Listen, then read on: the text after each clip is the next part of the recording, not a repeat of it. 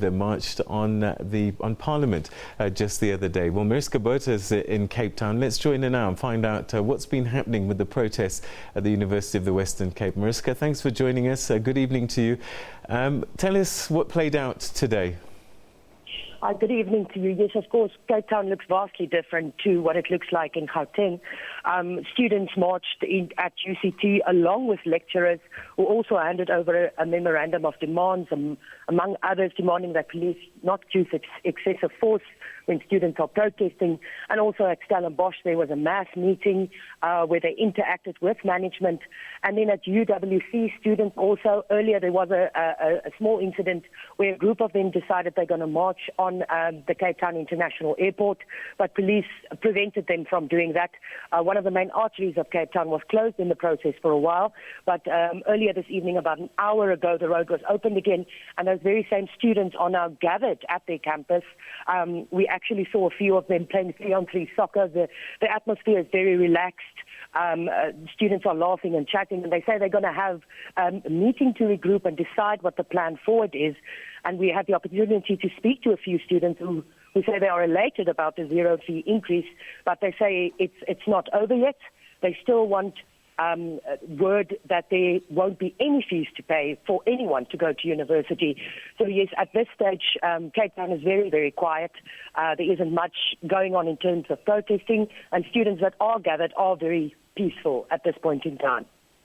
All right, so as you said, there was elation about the results, getting a 0% increase 2016, and perhaps a journey that still continues. They must have been watching events playing out in Pretoria.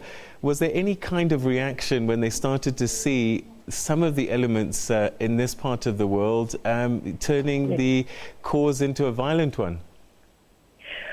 Well, actually, when President Jacob Zuma was giving that press briefing announcing that there will be 0% increase, many of the students were still gathered at their various universities. Many of them got the news via social media or calls from friends. And then certainly they were happy when they found out the news, but then almost immediately they said this is definitely not the end. It's still carrying on. But tonight they're regrouping and deciding on what they're going to do. But yes, they followed it closely on social media because we didn't see any big screens up anywhere, expecting the president's announcement to be made shortly. And they got all the news they gathered was on social media. So yes, they're happy about the 0% increase, but they say it's definitely far from over. And any news about their colleagues that were arrested outside Parliament? All 29 of those students who were arrested at Parliament were released the next day. Some of them the very same night that they were arrested. The next day, the 6 others were also released, and they were, of course, very happy and excited about that.